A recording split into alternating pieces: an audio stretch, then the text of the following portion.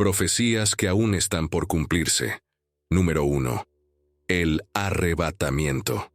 Cuando el Señor regrese y descienda del cielo, su aparición será visible para todo el mundo, al igual que el ascenso de su pueblo para encontrarse con Él en el aire, un evento conocido como el arrebatamiento. Algunos han enseñado erróneamente sobre un arrebatamiento secreto. Sin embargo, este evento estará lejos de ser secreto. De hecho, será uno de los eventos más públicos en la historia de la humanidad, como lo evidencia la descripción de Jesús. Y enviará a sus ángeles con gran sonido de trompeta, y juntarán a sus escogidos de los 4 vientos, desde un extremo del cielo hasta el otro. Mateo 24:31. Esto no es un secreto. Primera de Tesalonicenses, capítulo 4, ofrece una descripción detallada de lo que sucederá en ese momento. Porque si creemos que Jesús murió y resucitó, así también traerá Dios con Jesús a los que durmieron en Él. Por lo cual os decimos esto en palabra del Señor, que nosotros que vivimos, que habremos quedado hasta la venida del Señor, no precederemos a los que durmieron, porque el Señor mismo descenderá del cielo con voz de mando, con voz de arcángel y con trompeta de Dios, y los muertos en Cristo resucitarán primero. Luego nosotros, los que vivimos, los que hayamos quedado, seremos arrebatados juntamente con ellos en las nubes para recibir al Señor en el aire, y así estaremos siempre con el Señor. Primera Tesalonicenses 4:13-17. El idioma tiene 2 palabras distintas para aire. Una de las palabras es aether, que más tarde se adaptó al idioma inglés como éter. La otra palabra es aire, que se usaba para referirse al aire inferior, el cual está adyacente a la superficie de la tierra. Este es el término al que se hace referencia en el texto anterior. Cuando llegue el momento de encontrarnos con Jesús, Él estará en proximidad a la tierra. Es difícil imaginar que alguien no se dé cuenta de tan importante ocasión cuando el Señor esté gritando, el arcángel esté hablando y la trompeta de Dios esté sonando. Será una experiencia verdaderamente inolvidable. Algunas personas dicen que la palabra arrebatamiento no se encuentra en el Nuevo Testamento. Si bien esta afirmación es cierta, depende en gran medida de la traducción que se esté utilizando, ya que el Nuevo Testamento no fue escrito originalmente en inglés. La interpretación de ciertas palabras y frases puede variar. Por ejemplo, en 1 Tesalonicenses 4:17, la frase «seremos arrebatados en el aire para encontrarnos con el Señor en el aire» podría traducirse de diferentes maneras, lo que lleva a diferencias en la interpretación. ¿Qué hay de la palabra arrebatamiento? Es una palabra fascinante y cautivadora. En el idioma griego se conoce como harpazo. Esta palabra se usa en varios pasajes del Nuevo Testamento para describir el arrebatamiento. En Juan 10, la palabra se usa 3 veces para ilustrar cómo un lobo arrebata una oveja del rebaño. Esta acción es violenta y abrupta. Un jornalero huirá cuando vea venir a un lobo. Abandonará las ovejas porque no le pertenecen, y él no es su pastor, por lo que el lobo los ataca y dispersa el rebaño. Juan 10:12. En Mateo 13:4 y 19, la frase arrebatado se usa para describir la acción de un pájaro que desciende, recoge una semilla y se va volando. En el Nuevo Testamento, esta frase se usa múltiples veces para describir a personas que son llevadas de la tierra. Por ejemplo, después de que Felipe bautizó al eunuco en Hechos 8, fue arrebatado, fue raptado. Hechos 8:39.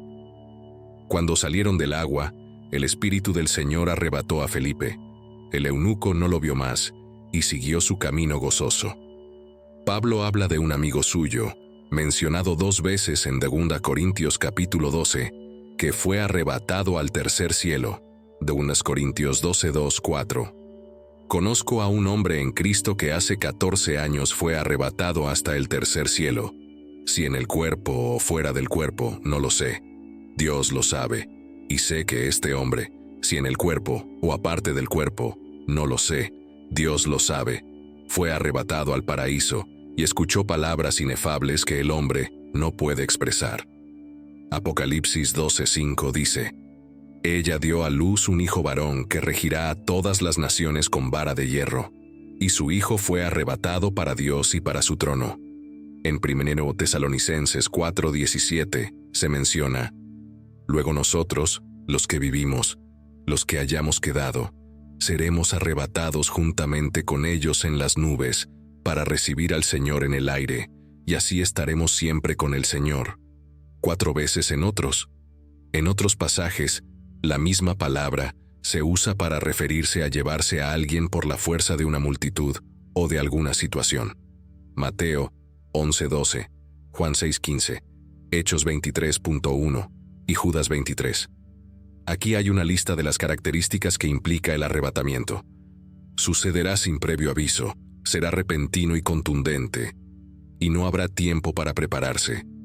Si no estamos listos, perderemos el arrebatamiento, que ocurrirá de manera súbita. Según Mateo capítulo 24, en ese momento, 2 hombres estarán en el campo.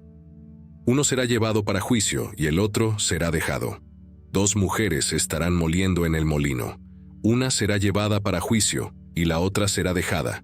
Mateo 24, 40-41.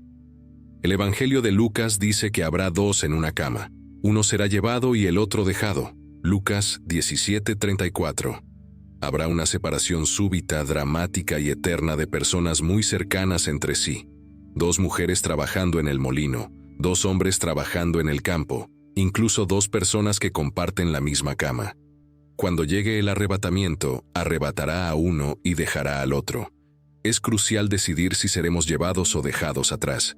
Por lo tanto, estén alerta, presten estricta atención, sean cautelosos y activos en la fe, porque no saben qué día, ya sea cercano o lejano, vendrá su Señor. Pero entiendan esto: si el jefe de la casa hubiera sabido a qué hora de la noche iba a venir el ladrón, habría estado alerta y no habría permitido que su casa fuera robada. Por lo tanto, ustedes que me siguen también deben estar preparados, porque el Hijo del Hombre viniendo a una hora en la que no lo esperan. Mateo 24, 42, 44. Si el dueño de la casa hubiera sabido lo que iba a suceder, habría estado despierto y vigilante. Jesús dijo que aconsejó a sus discípulos que siempre estuvieran listos, ya que nunca podemos estar seguros de cuándo regresará. Jesús advirtió contra la presunción, señalando que aquellos que creen saber el momento de su regreso están equivocados. Enfatizo esto porque millones de cristianos han caído en revelaciones de que Jesús vendría en un día o a una hora específica, lo cual es totalmente contrario a su enseñanza. Recordamos anteriormente estas palabras del capítulo 13 de Marcos. Por lo tanto, estén siempre alertas, porque no saben cuándo vendrá el dueño de la casa, ya sea al atardecer, a la medianoche, cuando cante el gallo o por la mañana. Manténganse alertas, no sea que venga de repente y los encuentre dormidos y desprevenidos. Lo que digo a ustedes, lo digo a todos. Manténganse alertas, despiertos y siempre cautelosos. Marcos 13, 35-37. Necesitamos estar alertas y vigilantes. Esto no implica que debamos privarnos de sueño, sino que debemos ser perceptivos a las señales que nos rodean. Muchas personas conocen las 4 estaciones: primavera, verano, otoño e invierno, pero no todos están familiarizados con ellas. Cuando miramos hacia los altos árboles, vemos sus ramas desnudas alcanzando el cielo. Poco después, la transformación ocurre. Pequeños brotes verdes comienzan a emerger, creando una neblina verde e indicando la llegada del verano. En el relato de Lucas sobre el discurso, Jesús dice que observemos la higuera y todos los árboles. Lucas 21:29. Jesús nos está diciendo, en efecto, que cuando vemos a los árboles brotar sus hojas, no necesitamos ir a la biblioteca pública para averiguar qué sucede a continuación. El verano es lo siguiente. Y cuando vemos que esto está ocurriendo en el mundo, no necesitamos ir a la iglesia a preguntarle al pastor, podemos ver por nosotros mismos que un cambio está ocurriendo. Al mirar los árboles, podemos percibir y comprender la verdad. Es crucial que permanezcamos vigilantes y no caigamos en un profundo sueño animal en los días previos al fin. Presenciaremos varios signos notables y sorprendentes en los cielos, los cuales indicarán que la llegada del Señor es inminente. Habrá la gloria de Jesús, la gloria del Padre y la gloria de los ángeles. Isaías 24:23 dice que el sol y la luna se avergonzarán porque su luz será tan tenue e ineficaz en comparación. Esto me atrae, puedo imaginarlo, y además esa luz, aunque tan brillante, no dañará nuestros ojos. Estoy deseando que llegue ese momento. Es algo que vale la pena esperar, algo por lo que vale la pena soportar. Si perdemos de vista esto, nos desanimaremos, porque las cosas van a empeorar. Recuerden, los dolores de parto no van a disminuir, van a aumentar cuando el Señor regrese. Descendiendo del cielo, su aparición será visible para todo el mundo, así como la ascensión de su pueblo para encontrarse con Él en el aire, un evento conocido como el arrebatamiento. El arrebatamiento es quizás la profecía más importante para que entendamos, porque puede tener un impacto personal en nosotros. Este evento próximo marca la primera parte del retorno de Cristo en dos fases a la tierra. Primero, quitará a la iglesia del mundo. Segundo, 7 años después, establecerá su reino en la tierra. Hay 8 profecías en la Biblia sobre la segunda venida de Cristo, por cada una de su primera venida. Los 260 capítulos del Nuevo Testamento contienen 318 referencias a la segunda venida de Cristo. El pueblo de Dios de todas las épocas, los discípulos, los mártires de los tiempos, tus ancestros piadosos y muchos más, se levantarán de sus tumbas en el arrebatamiento. Cada uno de los 3 pasajes principales que enseñan sobre el arrebatamiento indica que es solo para los creyentes, incluyendo a los niños inocentes demasiado pequeños para creer. Cualquier persona que no crea en Jesús como su Señor y Salvador no será arrebatada a la presencia del Señor. En Juan 14:1-3, Jesús habló a sus discípulos, que claramente eran creyentes. Les aseguró que prepararía un lugar para ellos en la casa de su Padre. Ellos, al igual que los cristianos de hoy, eran miembros de la familia de la fe. Juan 14:1-3. No se turbe vuestro corazón, creéis en Dios, creed también en mí. En la casa de mi Padre hay muchas moradas. Si no fuera así, se lo habría dicho, porque voy a preparar un lugar para ustedes. Y si voy y preparo un lugar para ustedes, volveré y los llevaré conmigo, para que donde yo estoy, ustedes también estén. Volveré y los recibiré conmigo. Describe lo que llamamos el arrebatamiento, la unión de Jesucristo con sus fieles seguidores. El arrebatamiento está restringido a los creyentes. Solo aquellos que son seguidores de Cristo serán llevados al cielo cuando Él regrese. 1 Corintios 15:50-57 dice: Les declaro, hermanos y hermanas, que la carne y la sangre no pueden heredar el reino de Dios, ni lo perecedero hereda lo imperecedero. Escuchen, les digo un misterio: no todos dormiremos, pero todos seremos transformados en un instante, en un abrir y cerrar de ojos, al toque de la última trompeta. Pues sonará la trompeta, los muertos resucitarán incorruptibles, y nosotros seremos transformados. Porque lo corruptible debe vestirse de incorrupción, y lo mortal de inmortalidad.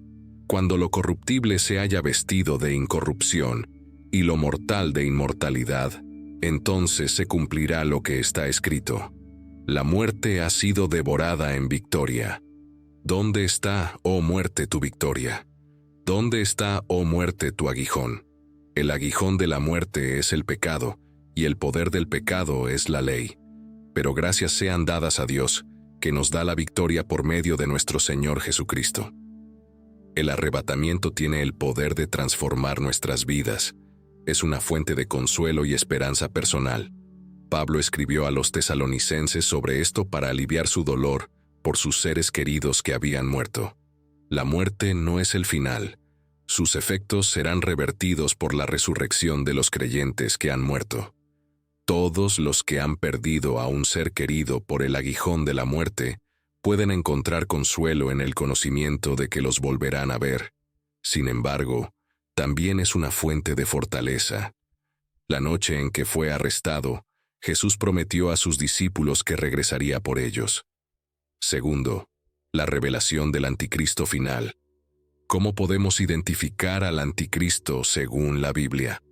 Durante la tribulación, surgirá un hombre conocido como el anticristo, con el objetivo de unificar al mundo bajo una sola autoridad.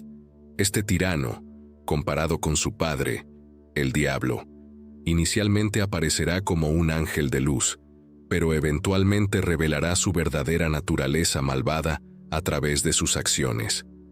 Aquí hay 6 respuestas a preguntas sobre esta futura señal del Apocalipsis. ¿Quién es el anticristo? El anticristo es alguien que se opone a Cristo.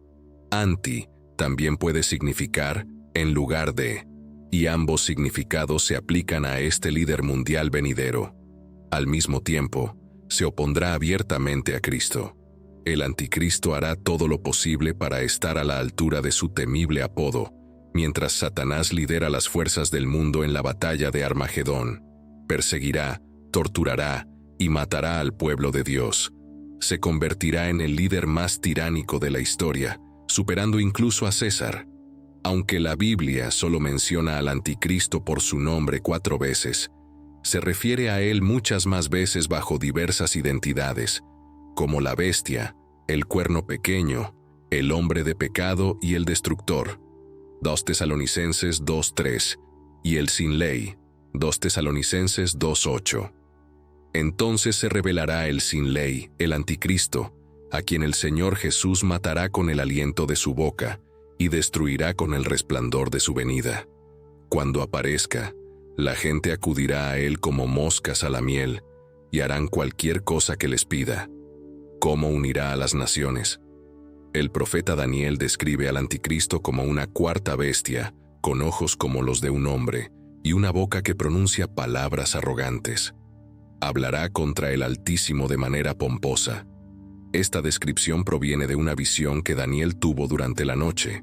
Daniel 7:25. Hablará palabras contra el Dios Altísimo y desgastará a los santos del Altísimo, y pensará en cambiar los tiempos y la ley, y serán entregados en su mano por un tiempo, tiempos y medio tiempo, 3 años y medio. Como predice Daniel, el próximo líder mundial será conocido por su elocuencia, lo que atraerá la atención del mundo. Daniel predice que este orador hablará en términos elevados y la blasfemia contra Dios. El apóstol Juan está de acuerdo en Apocalipsis, donde se dice que a la bestia se le dio una boca para hablar palabras grandiosas, arrogantes y blasfemas, y se le concedió libertad y autoridad para actuar y hacer lo que quisiera durante 42 meses, 3 años y medio. Apocalipsis 13:5. El anticristo es descrito como un hombre cuya apariencia era más imponente que la de sus compañeros. Daniel 7:20. El significado de los 10 cuernos que estaban en su cabeza, y del otro cuerno que surgió más tarde, y antes del cual cayeron 3 de los cuernos, específicamente ese cuerno que tenía ojos y una boca, que profería grandes cosas y que parecía más grande que los demás. Será extremadamente irresistible para las masas debido a su personalidad carismática, habilidades de oratoria y apariencia destacada. El apóstol Juan añade al relato de Daniel sobre las actividades blasfemas del anticristo, al afirmar que todos los vivientes estarán obligados a adorarlo. Además, se le ha dado poder para dar aliento a la imagen de la bestia, de modo que la imagen de la bestia parecerá hablar y causará que aquellos que no se inclinen y adoren la imagen de la bestia sean condenados a muerte. Apocalipsis 13:15. El anticristo es descrito como una bestia en Apocalipsis 13:1-8, lo cual es una representación adecuada. En los últimos 3 años y medio de la tribulación, el anticristo personificará a Satanás mismo. En 2 Tesalonicenses 2:9 se dice: la venida del impío será con influencia de Satanás, con todo poder, señales y prodigios mentirosos. El anticristo pasará de ser un líder regional a convertirse en un tirano global, gobernando sobre el mundo y finalmente reclamando ser un dios. Apocalipsis 13. Y el dragón le dio su poder, su trono y gran autoridad. Vi una de sus cabezas como herida de muerte, pero su herida mortal fue sanada, y toda la tierra se maravilló y siguió a la bestia. Apocalipsis 13:2-3. Se postraron y adoraron al dragón, porque él dio su autoridad a la bestia. También adoraron a la bestia diciendo: ¿quién es como la bestia, y quién puede luchar contra ella? ¿Cómo gana el anticristo poder político? Su ascenso al poder será sutil y desapercibido al principio, incluso para aquellos más cercanos a él. Emergerá del pueblo común, y el dragón, Satanás, estaba de pie en la orilla arenosa del mar. Entonces vi subir del mar una bestia feroz, que tenía 10 cuernos y 7 cabezas, y en sus cuernos había 10 diademas, y en sus cabezas había nombres blasfemos. Apocalipsis 13:1. En la imaginería bíblica, el mar representa la masa general de la humanidad, o más específicamente, las naciones gentiles. A pesar de la terribilidad de la tribulación, siempre estará bajo el control de Dios. Satanás está limitado por una correa sostenida por Dios, quien será adorado según Apocalipsis 13:8. Todos los habitantes de la tierra lo adorarán. Según Daniel 7:25, el anticristo es un líder sectario. Él hablará palabras arrogantes contra el Altísimo y tendrá la intención de cambiar los tiempos y la ley. Tratará de exaltarse hasta el nivel de Dios y hablará desde allí. Tercero, la revelación de los 2 testigos. Los 2 testigos, representados por 2 personas que ayudarán a llevar a cabo la obra que Dios les ha encomendado durante el tiempo de la tribulación, se pueden encontrar en Apocalipsis capítulo 11. Y daré poder a mis 2 testigos, y ellos estarán vestidos de cilicio, y profetizarán durante 1260 días. Estos 2 profetas son los 2 olivos y los 2 candelabros que están delante del Señor de toda la tierra. Si alguien intenta dañarlos, sale fuego de sus bocas y consume a sus enemigos. Así es como debe morir cualquiera que intente dañarlos. Apocalipsis 11:3-5. Al comienzo de la era de la Iglesia, Juan en Patmos es el profeta. Al final, habrá 2 testigos que profetizarán en la ciudad de Jerusalén. Hay un sentido de inminente desastre en la espectacular aparición de estos 2. El versículo dice: mis 2 testigos. La naturaleza de su ministerio es profética, como lo demuestra el hecho de que profetizarán, predican y muestran arrepentimiento al usar cilicio y tienen un efectivo. Su ministerio fue poderoso, como leemos: y daré poder a mis 2 testigos, y profetizarán durante 1260 días, vestidos de cilicio. A pesar de la hostilidad mundial, también leemos: y si alguno quiere dañarlos, sale fuego de su boca y devora a sus enemigos. Dios ha dado a los 2 testigos una protección especial, similar a la de Elías. Los 2 testigos en el libro de Apocalipsis tendrán poderes milagrosos para acompañar su mensaje, y nadie podrá detener su obra. Apocalipsis 11:13-6. Tienen poder para cerrar el cielo y que no llueva durante los días de su profecía, y tienen poder sobre las aguas para convertirlas en sangre, y para herir la tierra con toda plaga, cuantas veces quieran. Los 2 testigos tendrán poderes milagrosos, pero serán asesinados cuando concluya su testimonio. El mundo impío se regocijará, permitiendo que los cuerpos de los profetas caídos yacen en las calles. Apocalipsis 11:7-10. Y cuando hayan terminado su testimonio, la bestia que sube del abismo hará guerra contra ellos, y los vencerá, y los matará. Y sus cadáveres estarán en la plaza de la gran ciudad, que en sentido espiritual se llama Sodoma y Egipto, donde también nuestro Señor fue crucificado. Durante 3 días y medio, todas las personas, tribus, lenguas y naciones contemplarán sus cuerpos. Permitió su entierro. Todos los habitantes de este mundo se regocijarán sobre ellos y se harán regalos mutuamente para celebrar la muerte de los 2 profetas que los habían atormentado. Sus cuerpos muertos yacerán en la calle de la gran ciudad, que espiritualmente se llama Sodoma y Egipto, donde también nuestro Señor fue crucificado. El término Sodoma habla de inmoralidad, y el término Egipto habla de opresión y esclavitud. Los habitantes de la tierra se regocijarán, se alegrarán, y se enviarán regalos unos a otros, porque vieron y triunfaron sobre la muerte de los 2 testigos. Sus cuerpos permanecerán en las calles durante más de 3 días, mientras la masa transnacional, atormentada por sus declaraciones, se regocijará y celebrará su eliminación. Pero cuando los 2 sean resucitados a la vista de todos, el alivio se convertirá en terror.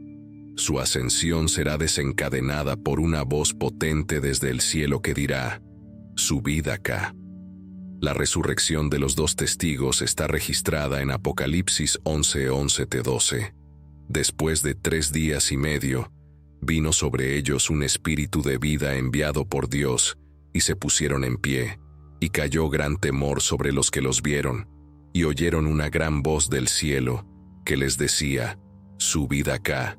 Y subieron al cielo en una nube, y sus enemigos los vieron. Porque la tierra no fue digna de estos 2 testigos, Dios simplemente los llamó, y ascendieron al cielo en una nube. Lo llamó a casa, y ellos ascendieron al cielo en una nube. Es evidente que las masas siempre fallaron en escuchar a los profetas de Dios. En esa misma hora, hubo un gran terremoto, un terremoto que trae juicio e inspira a muchos a alabar a Dios, pero aún está por verse si esto resultará en un arrepentimiento genuino que conduzca a la salvación. Existen 3 teorías principales sobre la identidad de los 2 testigos en Apocalipsis. Primero, Moisés y Elías. Moisés fue testigo de más milagros que Abraham, Isaac y Jacob juntos, con varios milagros ocurriendo uno tras otro mientras Dios intercedía por su pueblo. Los testigos tendrán el poder de convertir el agua en sangre, replicando uno de los milagros más famosos de Moisés. Además, fortalece esta visión el hecho de que Moisés y Elías aparecieron junto a Jesús en la transfiguración. Revelación 11:6. Si alguien intenta dañarlos, fuego sale de sus bocas y consume a sus enemigos. Así debe morir cualquiera que intente dañarlos. Algunos creen que Elías es uno de los testigos, debido a que su ministerio parece similar al de estos 2 testigos. Santiago 5:17-18. Elías era humano como nosotros, y oró fervientemente para que no lloviera, y no llovió sobre la tierra durante 3 años y medio. Luego oró otra vez, y el cielo envió lluvia, y la tierra produjo sus frutos. Además, la tradición judía anticipa el regreso de Moisés y Elías, basada en la profecía, lo predicho en Malaquías 4:5 sobre la venida de Elías, así como la promesa de Dios de levantar un profeta como Moisés, que algunos judíos interpretan como el retorno de Moisés, es una consideración. Otra teoría es que los 2 testigos podrían ser Enoc y Elías, dado los eventos extraordinarios relacionados con sus muertes. Dios ha llevado al cielo a solo 2 personas directamente, sin pasar por la muerte. Los partidarios de esta perspectiva citan Hebreos 9:27, que establece que está destinado a que todos los hombres mueran una vez. En el caso de Enoc y Elías, al no haber muerto todavía, parecería que califican para ser los 2 testigos, quienes eventualmente morirán una vez que completen sus respectivas tareas. Aunque no murieron naturalmente, sino que fueron llevados al cielo, algunos creen que deben regresar a la tierra para morir, basándose en 1 Reyes 17:1, que relata las acciones proféticas de Elías. Una tercera posibilidad es que los 2 testigos sean desconocidos, ya que Dios tiene el poder de usar a cualquier creyente que Él escoja, lo ordinario, y capacitarlos para realizar las mismas señales y maravillas que Moisés y Elías hicieron. No hay nada en Apocalipsis 11 que nos obligue a asumir una identidad famosa para los dos testigos. En Zacarías 4, encontramos un capítulo intrigante que nos ofrece un modelo para los dos testigos mencionados en Apocalipsis. En una visión, Zacarías ve un candelabro hecho completamente de oro macizo. Entonces, ¿quiénes son los dos testigos del Apocalipsis? La Biblia guarda silencio sobre el tema. Las tres interpretaciones anteriores son válidas y plausibles para los cristianos, y no deberían ser dogmáticos sobre la identidad de los dos testigos.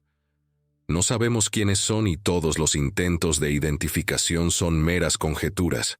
Debemos esperar y ver quiénes son, pero lo que hagan y lo que se haga con ellos son cosas importantes.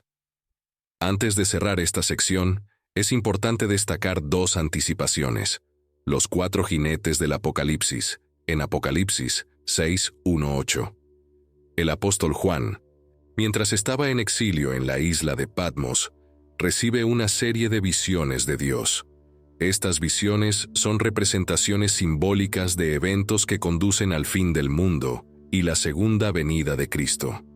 Entre estas visiones está la aparición de los cuatro jinetes, cada uno montando un caballo de diferente color y representando diferentes aspectos de las crisis que ocurrirán antes del fin de los tiempos. El primer jinete monta un caballo blanco, que a menudo se interpreta lo que representa conquista. Este jinete, que lleva un arco y una corona, sale conquistando y para conquistar. Miré, y he aquí un caballo blanco, y el que lo montaba tenía un arco, y le fue dada una corona, y salió venciendo, y para vencer. Apocalipsis 6:2. Este jinete, comúnmente vinculado a la idea de conquista, desempeña un papel clave en la compleja mezcla de símbolos y predicciones encontradas en el libro del Apocalipsis. El término conquista en Apocalipsis 6:2 puede interpretarse de diversas maneras. Tradicionalmente, se ha visto como la expansión de la guerra y el conflicto, ya que se describe al jinete saliendo a conquistar y para conquistar. Esto podría representar cómo las personas siempre han luchado por el control y el poder a lo largo de la historia. Sin embargo, algunas interpretaciones sugieren que este jinete también podría simbolizar la difusión del Evangelio o el progreso victorioso de la palabra de Dios. El arco en este contexto podría representar la capacidad de golpear a distancia, indicando el impacto generalizado del mensaje. La corona podría simbolizar autoridad o victoria. En esta perspectiva, las conquistas del jinete no son militares, sino espirituales, significando el avance del cristianismo o el poder de la fe. El color blanco en la Biblia a menudo simboliza pureza, justicia y santidad. En Apocalipsis, el blanco se usa en varias ocasiones para transmitir estas cualidades. Por ejemplo, en Apocalipsis 3:4-5, se promete a los creyentes que han permanecido fieles, vestidos con vestiduras blancas, símbolo de su pureza y victoria en Apocalipsis 19:1. Cristo es representado regresando sobre un caballo blanco, simbolizando su pureza, victoria y autoridad divina. El uso del blanco para el primer jinete añade una capa de complejidad a su interpretación. Por un lado, podría ser visto como representando la naturaleza justa y victoriosa de la conquista. Por otro lado, también podría ser percibido como una apariencia engañosa que enmascara la verdadera naturaleza de las conquistas que traen guerra y conflicto. Los cuatro jinetes aparecen al inicio de la serie de tribulaciones que el libro predice ocurrirán antes del juicio final. La imagen de los jinetes, en particular, ha sido vista como símbolo de diferentes épocas o aspectos de la historia humana, desde los primeros días de la Iglesia cristiana hasta eventos futuros. En el caso del primer jinete, la interpretación como una fuerza de conquista militar o como símbolo de la propagación del Evangelio refleja estos temas más amplios. La incertidumbre del símbolo invita a reflexionar sobre la naturaleza del poder, la autoridad y la difusión de las ideologías, ya sea mediante la fuerza o la persuasión, la guerra o la fe. La imagen del primer jinete montando un caballo blanco nos invita a considerar la naturaleza de la conquista y el poder, ya sea interpretado como símbolo de guerra y conflicto, o como la difusión de un mensaje espiritual. Esta figura nos desafía a reflexionar sobre cómo se usa y se entiende el poder en nuestro mundo. El uso del color blanco, con las asociaciones de pureza y rectitud, nos invitan aún más a considerar las motivaciones y consecuencias de nuestras acciones, especialmente aquellas tomadas en nombre de la rectitud o la justicia. En el contexto más amplio del libro de Apocalipsis, este jinete, al igual que los otros que le siguen, sirve como recordatorio de las pruebas y desafíos que enfrenta la humanidad. Apocalipsis 6:2 presenta una figura que involucra una compleja interacción de temas como el poder, la rectitud y la conquista.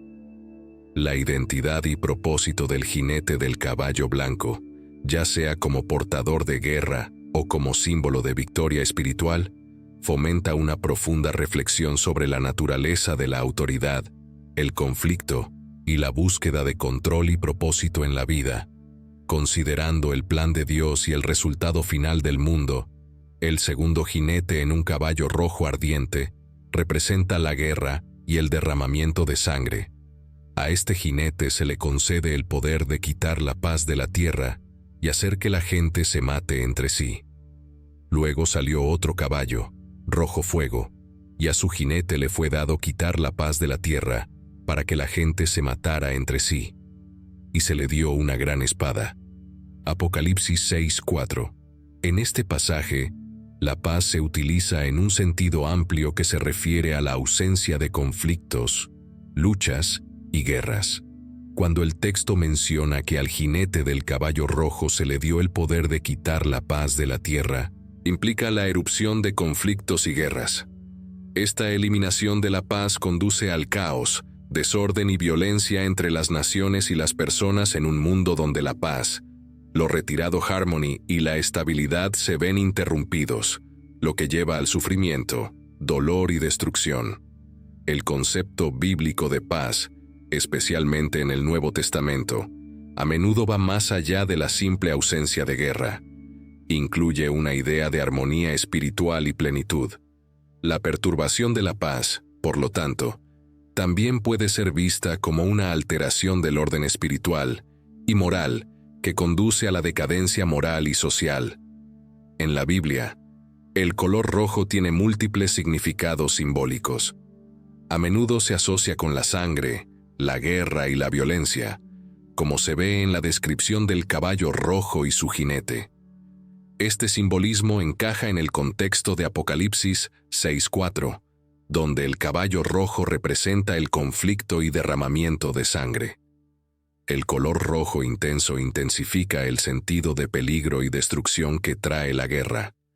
El rojo también puede simbolizar el pecado, como en Isaías 1:18, donde los pecados se comparan con la escarlata, un color rojo vívido. Sin embargo, el rojo también tiene connotaciones positivas, como representar la sangre de Cristo, que significa sacrificio, redención y salvación.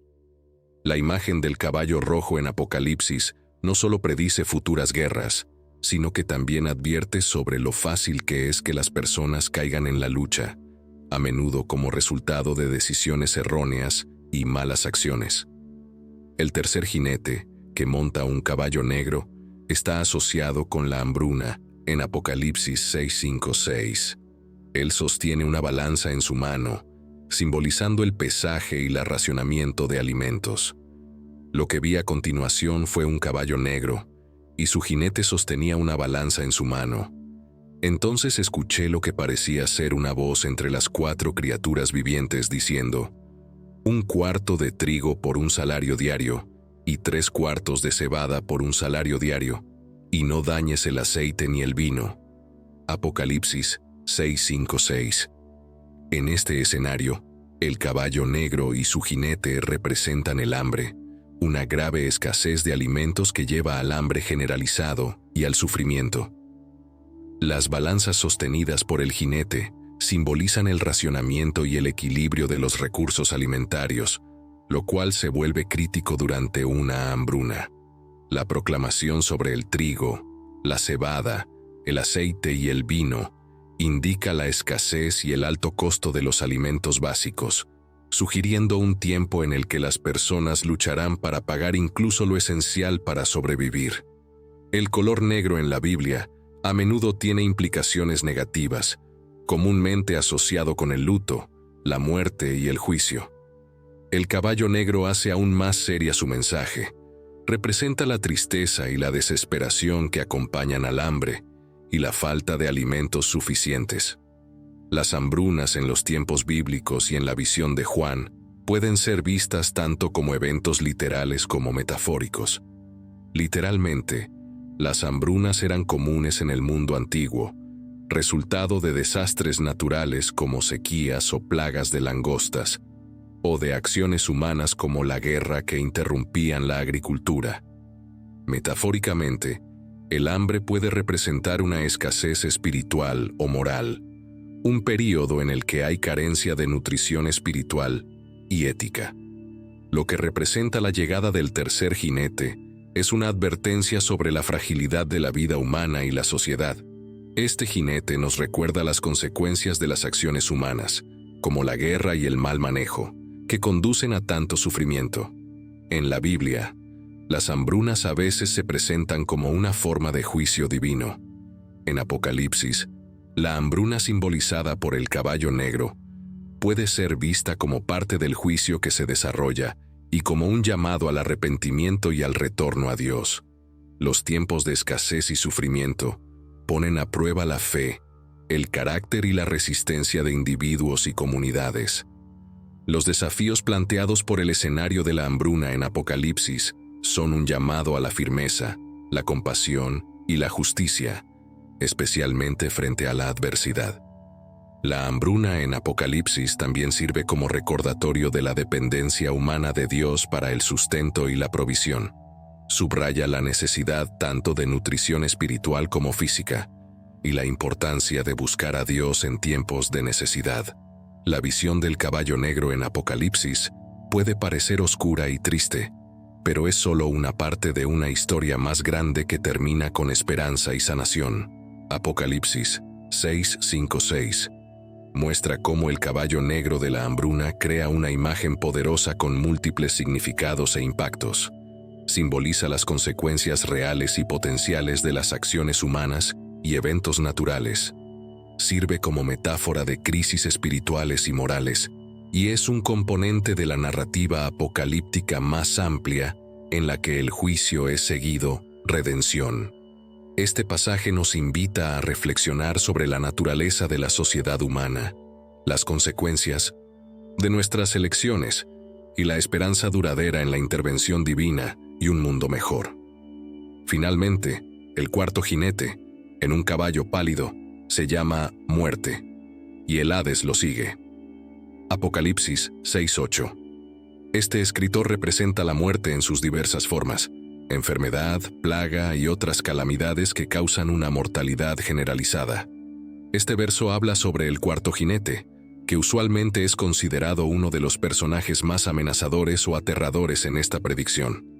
Miré, y ante mí había un caballo pálido. Su jinete se llamaba Muerte, y el Hades lo seguía de cerca. Se les dio poder sobre una cuarta parte de la tierra para matar con espada, hambre, plaga y por las fieras de la tierra.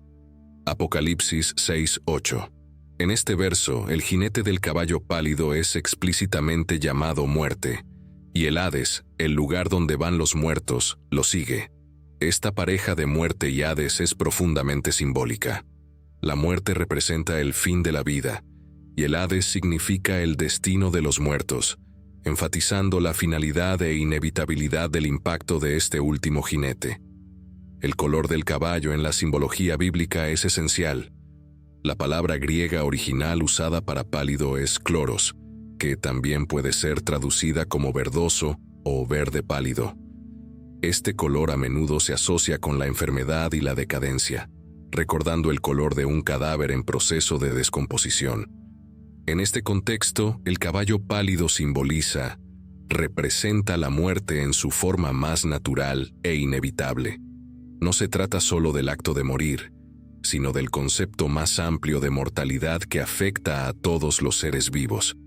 El versículo afirma que a la muerte y al Hades se les dio poder sobre una cuarta parte de la tierra.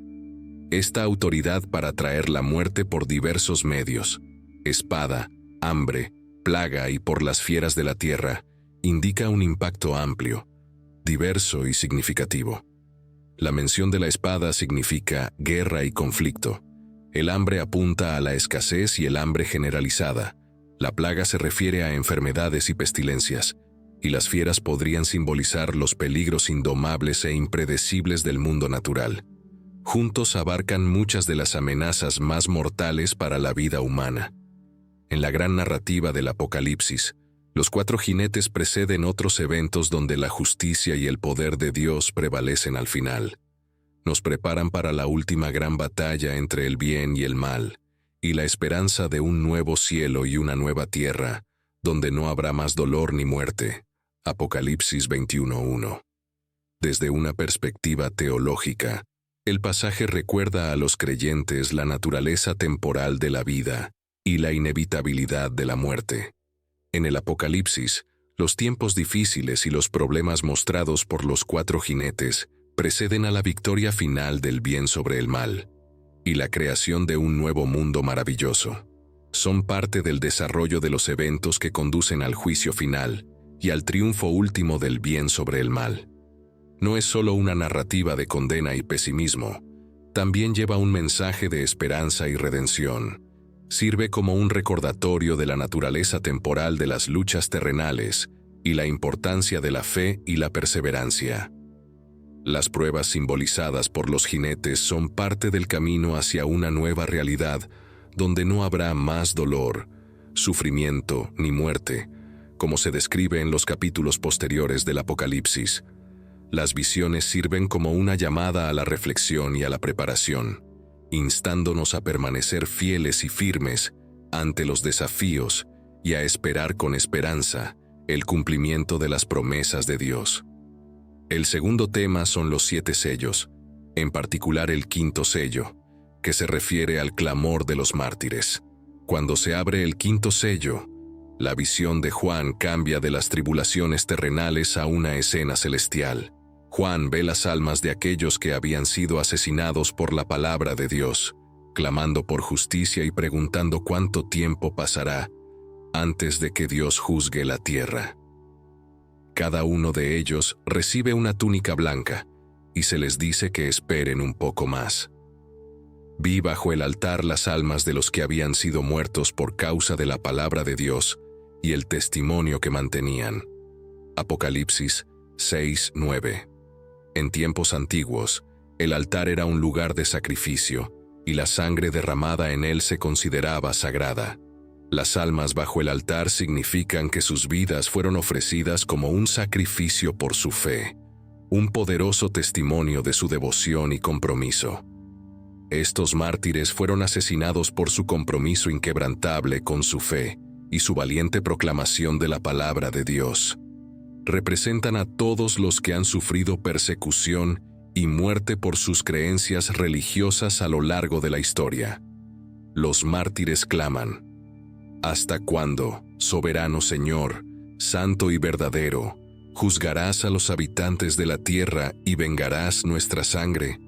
Apocalipsis 6:10.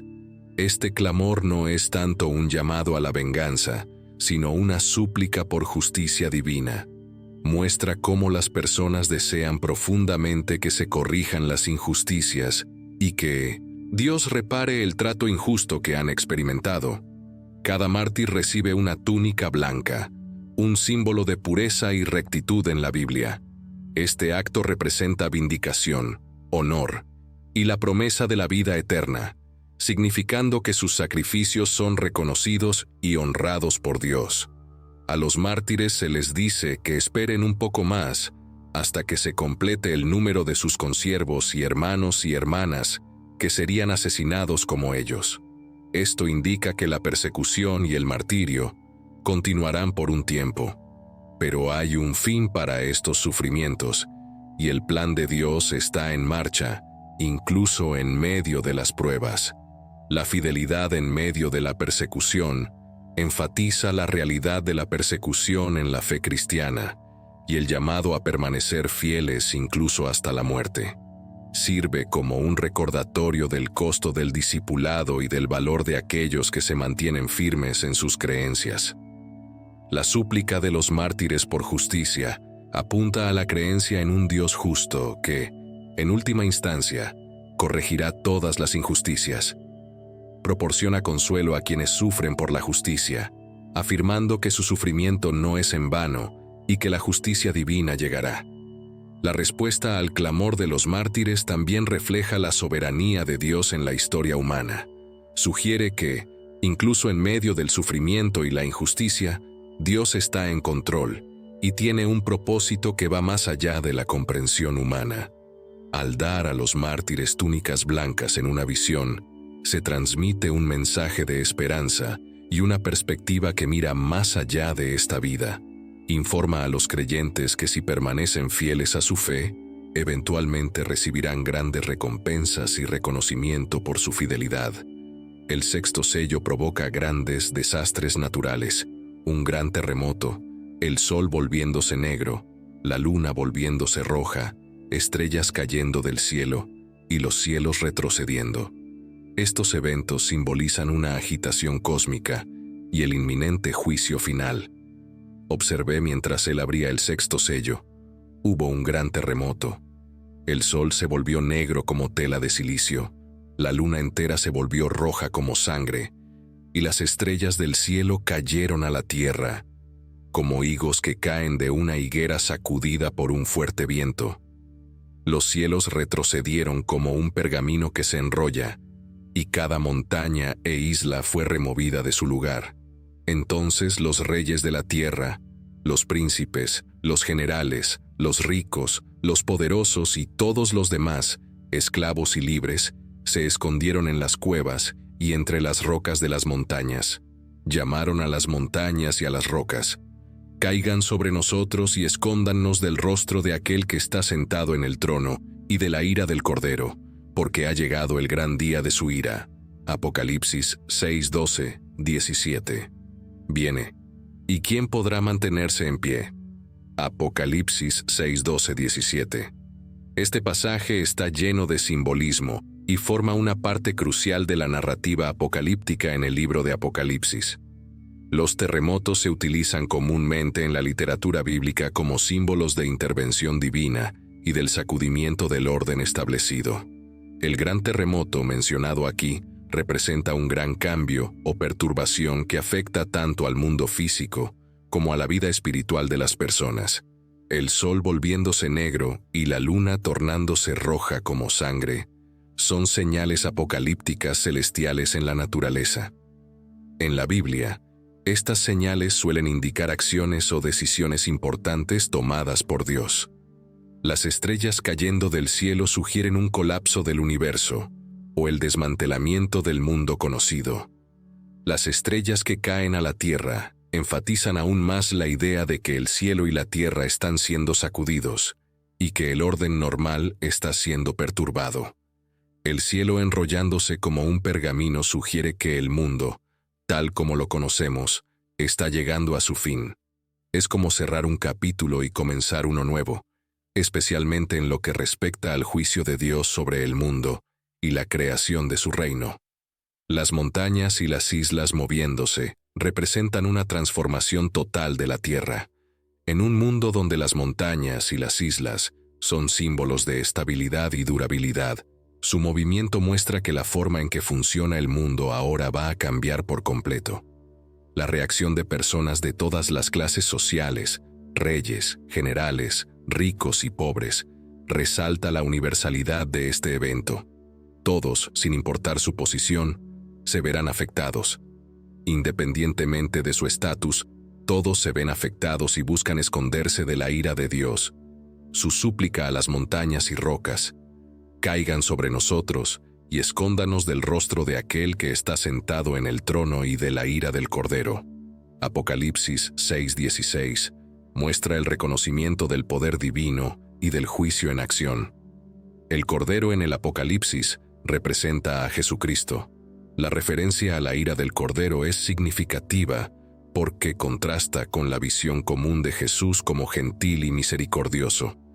Aquí, el Cordero también es una figura de juicio, enfatizando que la justicia divina es una parte integral del papel de Cristo.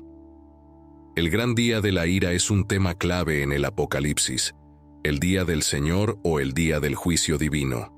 Es el momento en que se manifiesta el juicio justo de Dios, y el orden establecido se invierte en preparación para el establecimiento de una nueva realidad ordenada divinamente. Estas perturbaciones cósmicas en Apocalipsis 6:12-17 representan más que solo fenómenos físicos, simbolizan verdades espirituales significativas, sirven como metáforas para los cambios dramáticos y las intervenciones divinas que ocurrirán en los últimos tiempos. Estos eventos están destinados a transmitir la seriedad del juicio de Dios y la profunda transformación del mundo que acompañará al establecimiento del reino de Dios. Este pasaje nos recuerda el poder y la soberanía de Dios, la inevitabilidad del juicio divino y la importancia de estar preparados para este juicio final. Este pasaje también sirve como un llamado a la fe y la rectitud, enfatizando que nadie está fuera del alcance del juicio de Dios y que el orden mundano actual es temporal y está sujeto al plan y propósito últimos de Dios. La apertura del séptimo sello está marcada por un silencio en el cielo durante aproximadamente media hora, lo que significa el asombro y la solemnidad de lo que está por venir. Este silencio precede a las 7 trompetas, cada una trayendo juicios sobre la tierra. Cuando abrió el séptimo sello, hubo silencio en el cielo como por media hora. Apocalipsis 8:1. Este momento presenta un instante impactante y solemne en la narrativa del Apocalipsis. Para entender la significancia del silencio, es esencial considerar el contexto dentro del alcance más amplio del Apocalipsis y su simbolismo. Estos sellos, en su progresión, construyen una narrativa de intervención divina y juicio en el mundo que va en aumento. El silencio en el cielo durante aproximadamente media hora después de la apertura del séptimo sello está cargado de simbolismo. En la Biblia, cuando todo se queda en silencio, usualmente significa que algo importante y serio está sucediendo o a punto de suceder. Este momento de quietud en el cielo puede ser como tomar una respiración profunda antes de que comiencen a ocurrir eventos importantes nuevamente. Es un tiempo para esperar y reflexionar sobre lo que viene después. El séptimo sello es un punto de transición. Después de este periodo de silencio, a 7 ángeles se les entregan 7 trompetas, llevando a nuevos juicios sobre la tierra. Otra serie de juicios. Este cambio de los sellos a las trompetas marca una profundización de los eventos apocalípticos. La quietud podría ser como prepararse para la próxima gran parte de la historia, un momento serio y tranquilo antes de que más acciones de Dios comiencen a ocurrir.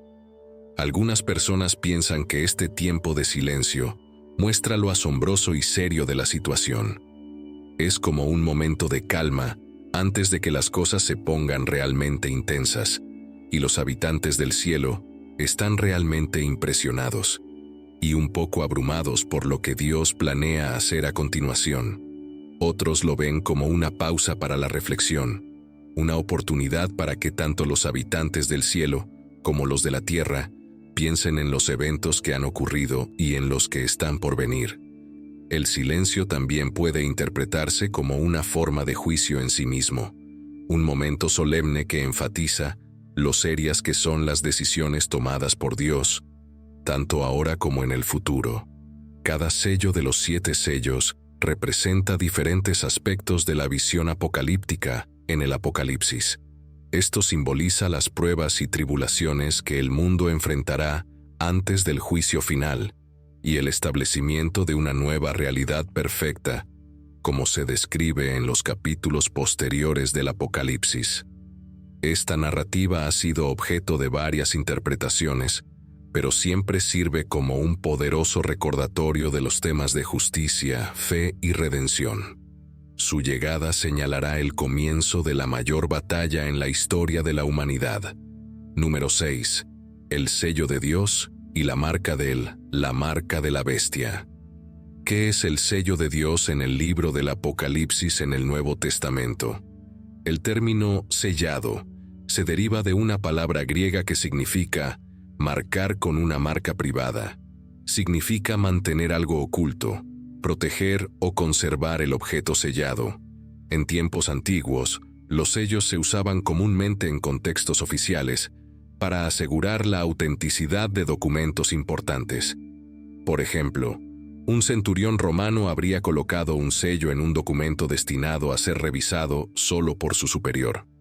Romper el sello indicaría que el documento había sido manipulado o leído por alguien que no era el destinatario previsto. El uso de sellos era una manera efectiva de mantener la confidencialidad e integridad de la información sensible.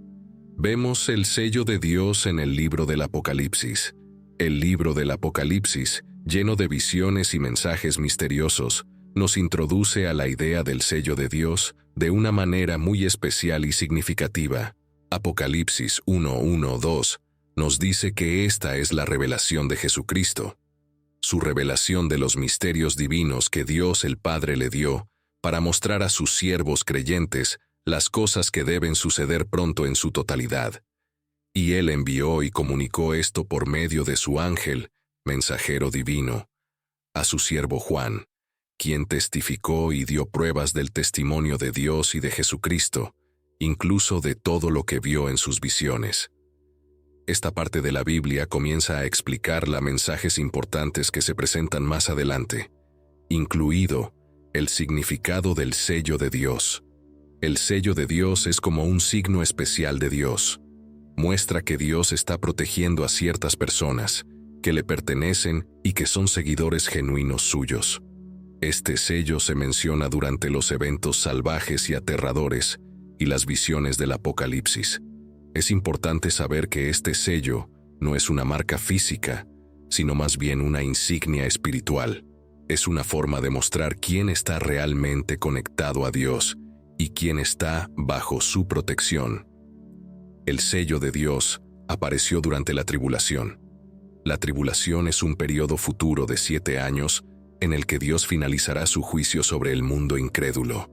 A lo largo de la palabra de Dios, la tribulación se asocia con el día del Señor, que se refiere al período en el que Dios intervendrá directamente en el curso de la historia para cumplir su plan.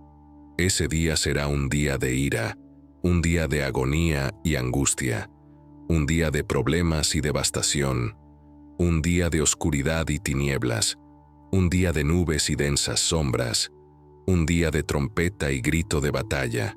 El período de tribulación se caracterizará por una variedad de juicios divinos, disturbios en la esfera celestial, calamidades naturales y plagas horribles. Los 144,000 siervos sellados. Los 144,000 siervos sellados son un misterio de símbolos y promesas sobre los tiempos finales. Se habla de 144,000 siervos de Dios que son especialmente escogidos y marcados para protección. Estos siervos, los 144,000, proceden de las 12 tribus de Israel. El acto de sellar, como se describe en el Apocalipsis, significa una marca divina de protección y propiedad. En Apocalipsis 7:4 se menciona, y oí el número de los sellados, 144,000 sellados de todas las tribus de los hijos de Israel. El proceso de sellado no es simplemente un marcado superficial, sino que simboliza una preservación espiritual durante tiempos de tribulación. Cada una de las 12 tribus de Israel contribuye con 12,000 miembros, lo que significa plenitud y perfección en la selección de Dios. El número 144,000 es rico en simbolismo. En la numerología bíblica, El número 12 a menudo representa autoridad divina y completitud. Multiplicar las 12 tribus por 12.000 miembros de cada tribu sugiere una completa plenitud contrastada con el número de la bestia en el libro del Apocalipsis. El sello de Dios y el número de la bestia son marcas poderosas que representan la eterna batalla entre el bien y el mal, y el marcado contraste entre la autoridad divina de Dios y el poder terrenal del mundo. Estos símbolos han capturado la imaginación de generaciones de creyentes y no creyentes por igual, y continúan inspirando reflexión y contemplación hasta el día de hoy. El sello de Dios mencionado en Apocalipsis 7:2-3 representa protección divina y propiedad. Se otorga a los seguidores fieles de Dios, marcándolos como suyos en un sentido espiritual. A diferencia de una marca física, simboliza un compromiso personal profundo con Dios y sus enseñanzas, poseyendo el sello de Dios. Indica una salvaguarda espiritual durante tiempos de prueba y juicio. Es una señal de ser elegido por Dios, reflejando una vida vivida de acuerdo con los principios divinos. La marca de la bestia, mencionada en Apocalipsis 13:16-17, es un signo que muestra lealtad a la bestia, un personaje malvado en contra de Dios. Significa apartarse de Dios al elegir seguir el poder de las personas en el mundo, que a menudo no es correcto ni bueno. La marca de la bestia aparece en el Apocalipsis y se refiere así porque es instaurada por un hombre conocido como la bestia, según los pasajes bíblicos en Apocalipsis 16:2 y capítulo 19:20. La marca de la bestia es un símbolo que distingue a aquellos que adoran a la bestia. En Apocalipsis 13:16-17 se requería a todos, pequeños y grandes, ricos y pobres, libres y esclavos, recibir una marca en la mano derecha o en la frente. Nadie podía comprar ni vender nada sin esa marca, que era el nombre de la bestia o el número que representaba su nombre. Él hace que todos reciban una marca. Esta marca será otorgada a todos bajo el gobierno de la bestia y sus asociados. Esta marca es necesaria para participar en la economía, y aquellos sin ella no podrán comprar ni vender nada. Solo aquellos que lleven un número especial en una parte visible de su cuerpo, ya sea la mano o la frente, podrán comerciar, y el número solo será marcado en aquellos los que participan en la idolatría imperial. Apocalipsis 13:18 nos dice: aquí se requiere sabiduría, que el que tiene entendimiento calcule el número de la bestia, porque es número de hombre. Su número es 666. El número 666 es el que llama la atención. Está compuesto por 6, una cifra que siempre alude a la incapacidad de los seres humanos para alcanzar el 7, que representa la perfección completa. Aquí se utiliza como una pista para identificar al último dictador mundial antes del reinado de Jesús por 1000 años. El término marca no tiene un uso bíblico especial aparte de su asociación con la bestia. El término griego charagma se usaba comúnmente para marcas en documentos o monedas imperiales durante los primeros y segundos siglos del Imperio Romano. Además de su uso en Apocalipsis, la palabra charagma aparece solo una vez en el Nuevo Testamento, específicamente en Hechos 17:29, donde se refiere a una imagen artística. Aceptar esta marca es como dar la espalda a Dios, muestra que estás eligiendo estar del lado opuesto a Él. No es solo una marca visible en tu cuerpo, realmente significa que estás viviendo tu vida en contra de lo que Dios desea. Sello de Dios versus marca de la bestia. El sello de Dios y la marca de la bestia son dos marcas opuestas. El sello de Dios representa autoridad divina y protección, y se asocia frecuentemente con marcas espirituales que denotan fe y obediencia a Dios. Por otro lado, la marca de la bestia simboliza la sumisión al poder corrupto del mundo, y a menudo se interpreta como un signo físico o visible de conformidad con las fuerzas del mal. Estos símbolos han sido utilizados para representar la lucha entre el bien y el mal, y la importancia de elegir el camino correcto en la vida. El número 3, la batalla de Armagedón. La batalla de Armagedón es una de las profecías más poderosas y dramáticas en el libro del Apocalipsis. Esta profecía presenta un cuadro de un conflicto monumental final entre las fuerzas del bien y del mal. Los eventos que conducen a la batalla de Armagedón están marcados por la apertura de los 7 sellos, el sonido de las 7 trompetas y el derramamiento de las 7 copas de la ira de Dios. Estos eventos incluyen varios juicios y plagas que vienen sobre la tierra, como la guerra, el hambre, la peste y los desastres naturales. El término Armagedón proviene de Har Megiddo, que significa Monte Megiddo, un lugar en Israel. En el libro del Apocalipsis, es el sitio donde los reyes de la tierra se reúnen para una gran batalla. Entonces los reunieron en el lugar que en hebreo se llama Armagedón. Apocalipsis 16:16. La reunión de los reyes se establece en el contexto de la sexta de las 7 copas de la ira de Dios que se derrama sobre la tierra. El versículo sugiere una reunión de gobernantes terrenales o poderes que pueden interpretarse como simbólica de las fuerzas alineadas contra Dios. Esta reunión establece: la etapa está preparada para un gran enfrentamiento final que muchas personas piensan será la lucha definitiva entre Dios y las fuerzas del mal. Antes de la batalla, las fuerzas del mal, bajo la influencia de Satanás, la bestia, a menudo interpretada como el anticristo, y el falso profeta, se reúnen.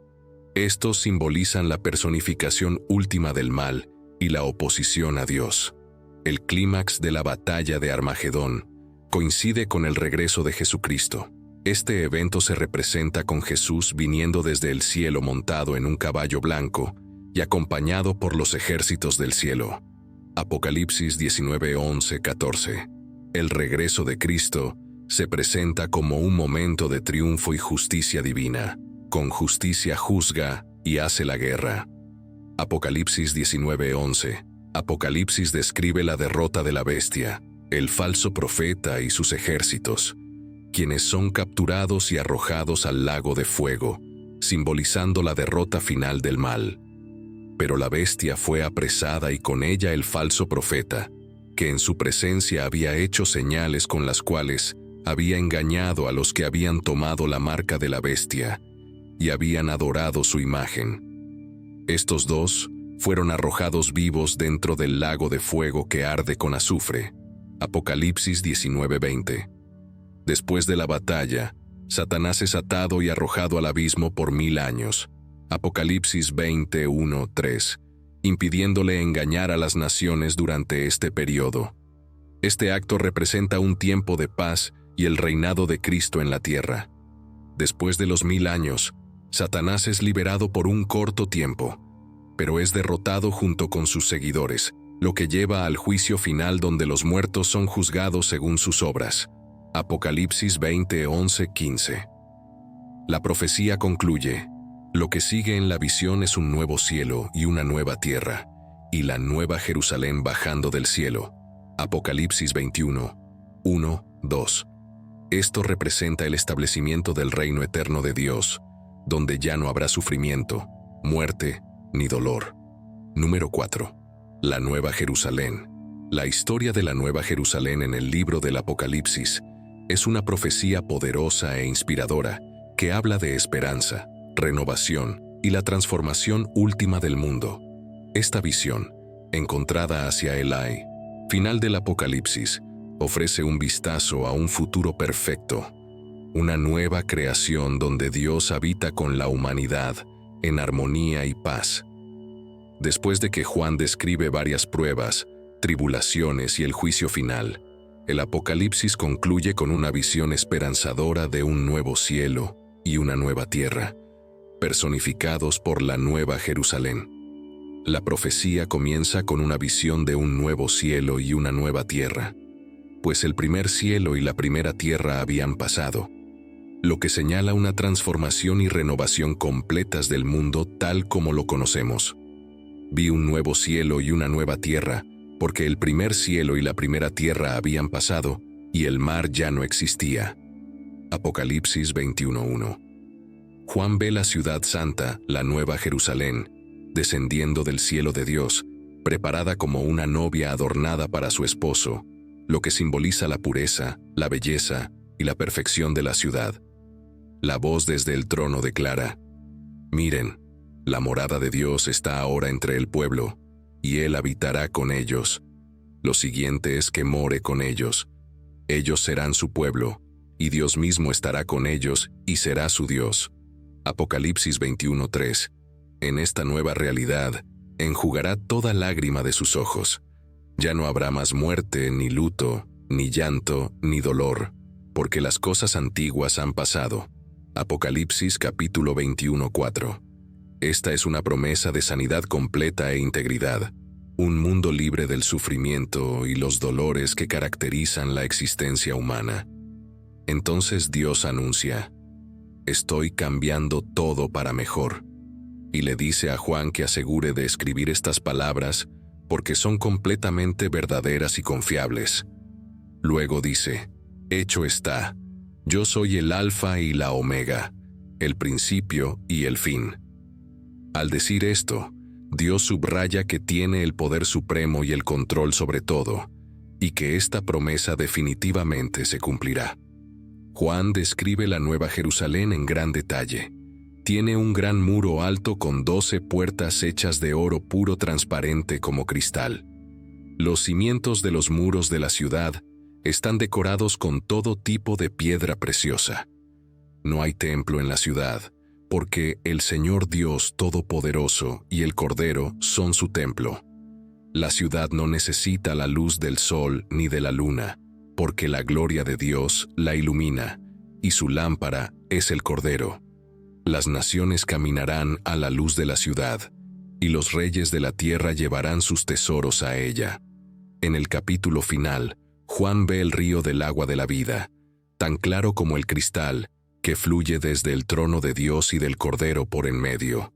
Lo siguiente es que cada lado del río está el árbol de la vida, que produce 12 cosechas de fruto, uno cada mes. Las hojas del árbol son para la curación de las naciones. El árbol de la vida es un elemento profundo y simbólico en la narrativa de los tiempos finales. Simboliza el regreso al estado puro y perfecto del Edén, y también representa la sanación y la vida eterna en un mundo nuevo y perfecto. Para comprender plenamente el significado del árbol de la vida en Apocalipsis, es esencial entender su primera aparición en la Biblia, en el jardín del Edén, Génesis 2:9. En el Edén, el árbol de la vida era un símbolo de la presencia vivificante de Dios y la vida eterna disponible en él. Sin embargo, después de la caída de Adán y Eva, se perdió el acceso a este árbol, lo que representa una separación entre la humanidad y la vida divina. Entonces el ángel me mostró el río del agua de la vida, claro como el cristal, que fluía del trono de Dios y del Cordero por en medio de la gran calle de la ciudad. En cada lado del río estaba el árbol de la vida, que produce 12 cosechas de fruto, uno cada mes, y las hojas del árbol son para la curación de las naciones. Apocalipsis 22:1-2. Esta descripción marca la reintroducción del árbol de la vida en la narrativa del pueblo de Dios, significando la restauración de la vida eterna y el acceso sin obstáculos a la presencia de Dios. El árbol de la vida en Apocalipsis simboliza vivir para siempre, como volver a cómo eran las cosas en el jardín del Edén, donde las personas pueden estar cerca de Dios nuevamente sin barreras. La frase, las hojas del árbol son para la curación de las naciones, sugiere una restauración universal, simboliza el fin de los conflictos, divisiones y sufrimientos que aquejan a las sociedades humanas. Esta curación no se trata solo de resolver problemas físicos, sino también de hacer las cosas bien espiritualmente y mejorar las relaciones, mostrando una vida pacífica junto a Dios. El árbol que produce 12 cosechas de fruto cada mes significa abundancia y provisión constante, en contraste con el estado actual del mundo marcado por la escasez, el hambre y la necesidad. En Apocalipsis, que a menudo habla de eventos difíciles y aterradores como el juicio y los tiempos duros.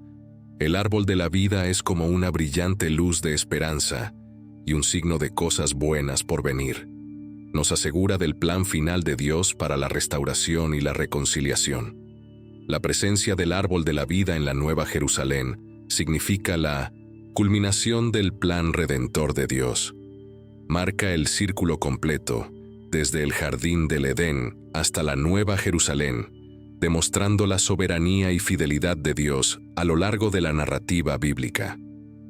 La ubicación del árbol en el centro de la ciudad y junto al río que fluye desde el trono de Dios enfatiza el acceso restaurado a Dios.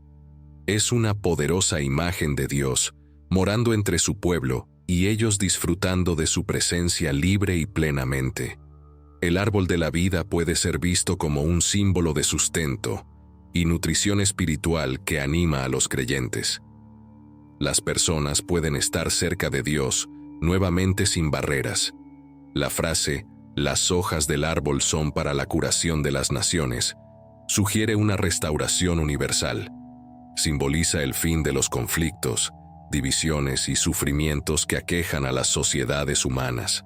Esta curación no se trata solo de resolver problemas físicos, sino también de hacer las cosas bien espiritualmente y mejorar las relaciones, mostrando una vida pacífica junto a Dios. El árbol que produce 12 cosechas de fruto cada mes significa abundancia y provisión constante, en contraste con el estado actual del mundo marcado por la escasez, el hambre y la necesidad. En Apocalipsis, que a menudo habla de eventos difíciles y aterradores como el juicio y los tiempos duros, el árbol de la vida es como una brillante luz de esperanza y un signo de cosas buenas por venir. Nos asegura del plan final de Dios para la restauración y la reconciliación. La presencia del árbol de la vida en la Nueva Jerusalén significa la culminación del plan redentor de Dios. Marca el círculo completo desde el jardín del Edén hasta la Nueva Jerusalén, demostrando la soberanía y fidelidad de Dios a lo largo de la narrativa bíblica. La ubicación del árbol en el centro de la ciudad y junto al río que fluye desde el trono de Dios enfatiza el acceso restaurado a Dios. Es una poderosa imagen de Dios, morando entre su pueblo y ellos disfrutando de su presencia libre y plenamente.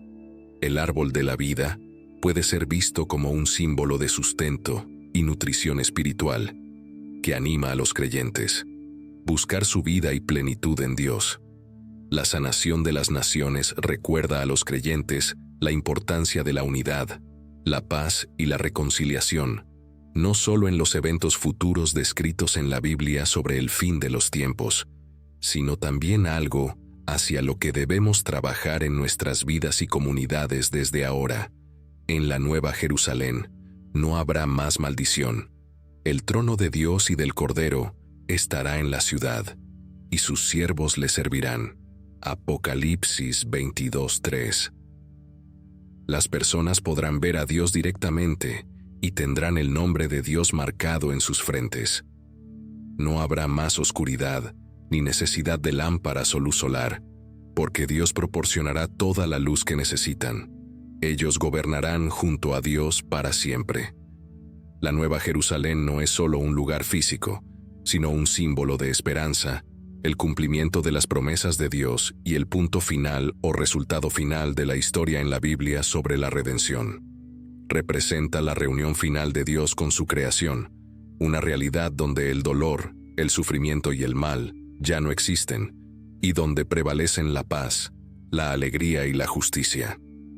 Esta visión ofrece una esperanza y seguridad únicas para nosotros, una promesa de un futuro que va más allá de los desafíos y limitaciones del mundo presente. Sirve como recordatorio del reino eterno y perfecto de Dios, donde su voluntad se realiza plenamente y su presencia se experimenta íntimamente por todos los que estén allí. De humanidad. Estas profecías son consideradas poderosas por varias razones. En primer lugar, abordan temas universales y tienen una relevancia atemporal. Los temas como el conflicto, la justicia, el sufrimiento y la redención son universales y continúan resonando en personas de diferentes culturas y épocas. Abordan preocupaciones humanas fundamentales y las preguntas últimas sobre el bien y el mal, la vida y la muerte y el destino del mundo.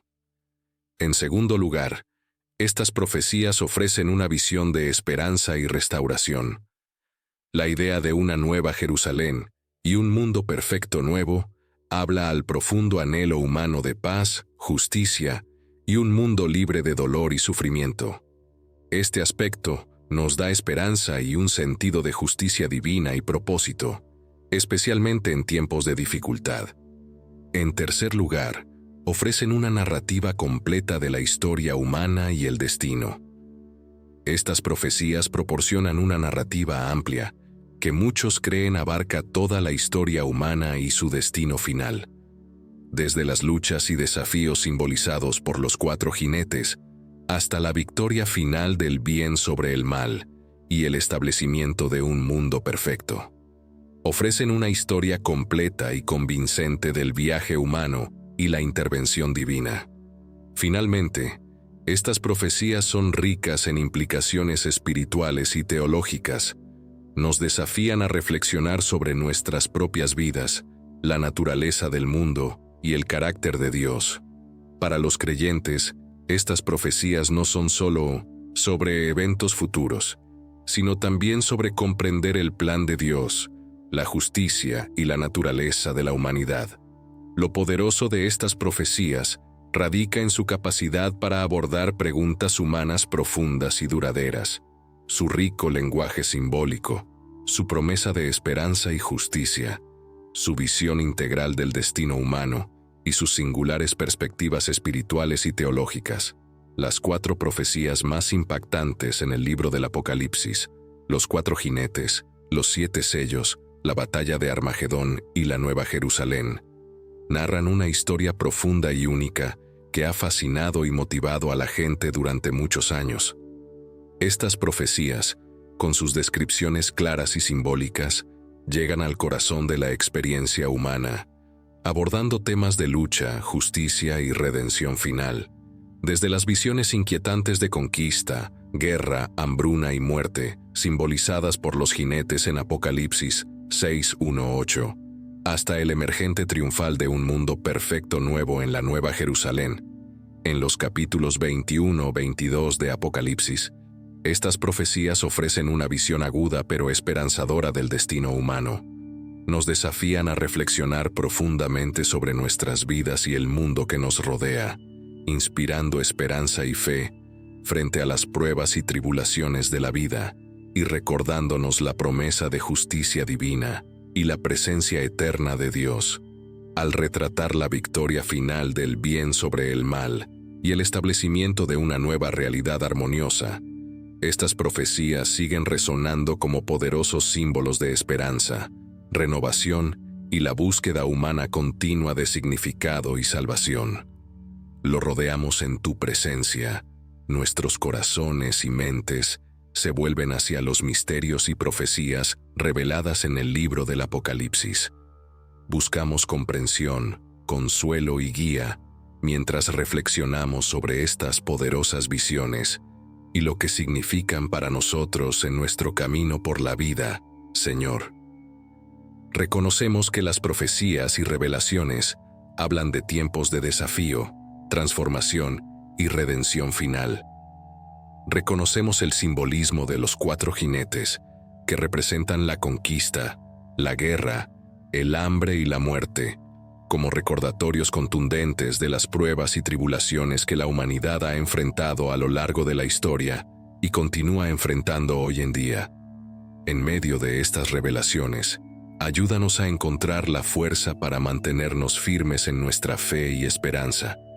Oramos por sabiduría para discernir las lecciones que nos enseñan estas profecías.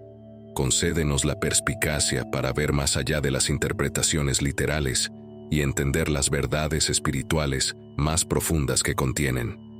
Que estas palabras antiguas nos inspiren a vivir vidas más alineadas con tu voluntad, vidas llenas de compasión, amor y justicia, querido Señor. En un mundo frecuentemente marcado por el conflicto y el sufrimiento, recuérdanos la promesa de tu presencia eterna. Ayúdanos a ser agentes de paz en un mundo que conoce demasiado la guerra. Permítenos ser fuentes de esperanza y sanación en lugares donde el dolor parece abrumador. Que nuestras acciones y palabras reflejen tu amor y luz, llevando consuelo a los necesitados. Oramos por aquellos que enfrentan sus propios desafíos personales, luchas con la salud, relaciones, cargas financieras o dudas espirituales. Que la profecía de la victoria definitiva del bien sobre el mal en el Apocalipsis sea una fuente de ánimo y esperanza.